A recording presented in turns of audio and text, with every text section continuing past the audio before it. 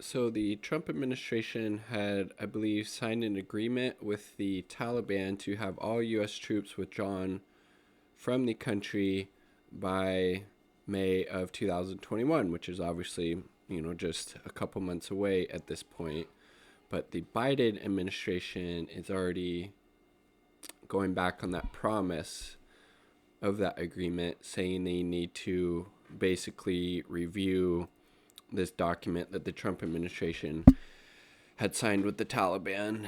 And again, it's not surprising. A lot of people within Biden's cabinet are prolific war hawks themselves. And so, again, it's not a huge surprise that these people are seeming to want to do everything in their power to keep this perpetual war, this perpetual occupation of Afghanistan going as long as possible. And again, it bears repeating, the U.S. has had troops, has been fighting a war there since 2001.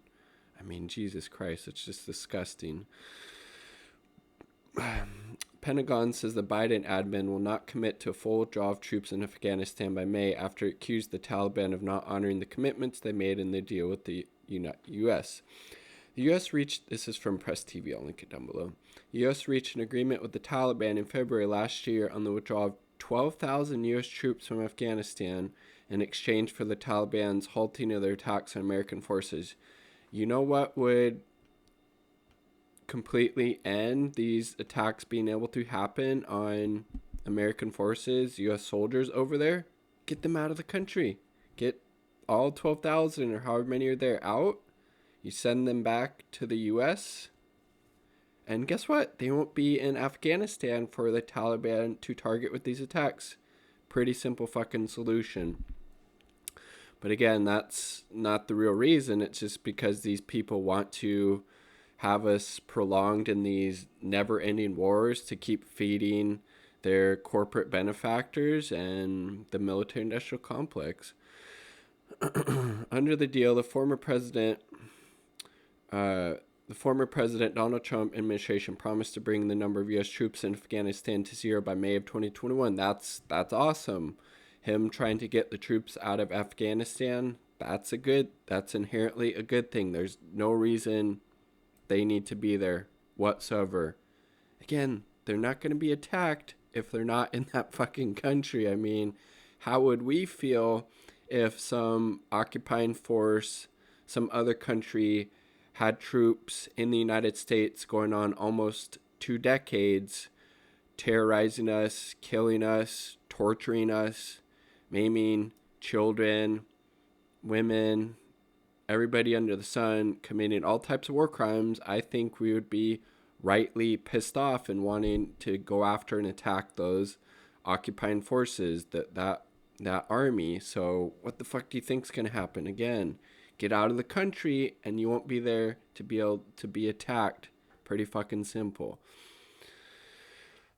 Taliban have not met their commitments. They're not meeting their commitments, and as long as they're not meeting their commitments, it's going to be difficult for anybody at that negotiating table to meet their commitments. Pentagon spokesperson John Kirby said at the news briefing.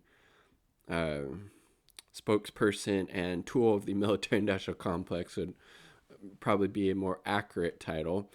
It's very hard to see a specific way forward for the negotiated settlement. I don't think it's very helpful to be drawn now into specific hypothetical discussions about troop numbers on a specific calendar basis, he added.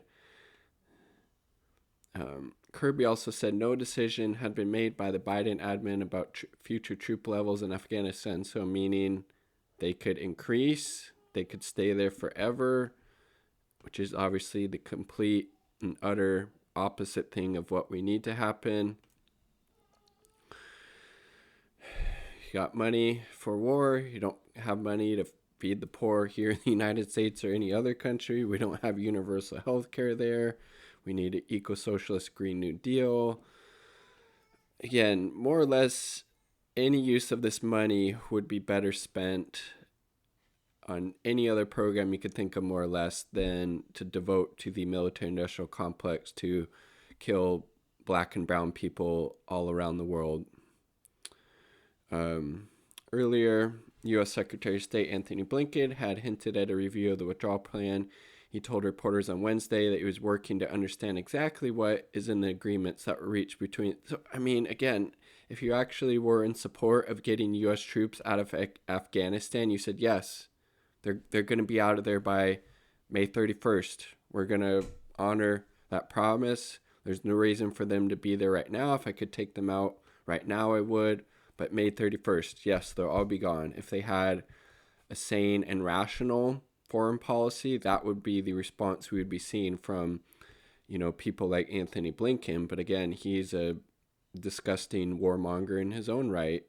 Still supports the fucking disastrous intervention and war in Libya, where they literally now have open air slave markets in that country, a country that used to be one of the most prosperous on the African fucking continent.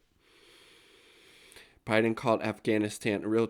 Again, just look how they're framing it. No, it's not a real challenge. Get the fucking troops out of there, you dingbat.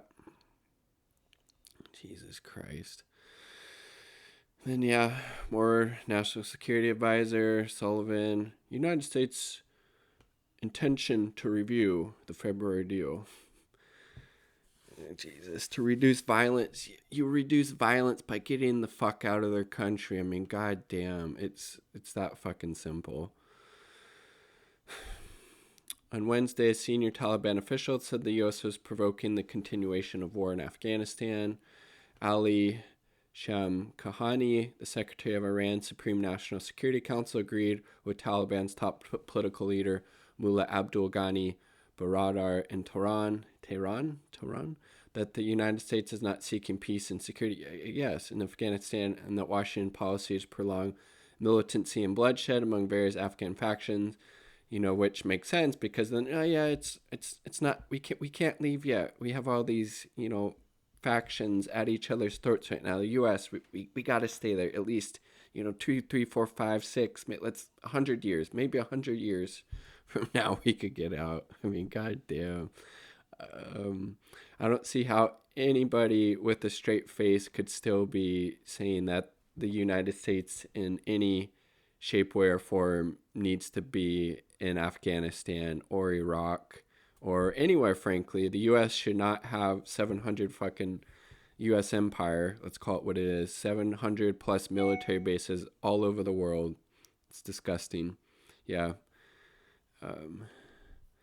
The U.S. invaded Afghanistan in October 2001 under the pretext of the so-called War on Terror, overthrowing the Taliban regime. More than $2 trillion waging war in the impoverished country. According to some estimates, over 2,400 American soldiers, tens of thousands of Afghan civilians have been killed. It's disgusting. So disgusting. You're not a real leftist or progressive if you're not an anti-imperialist. And obviously Biden is very, very far from being a leftist or a progressive.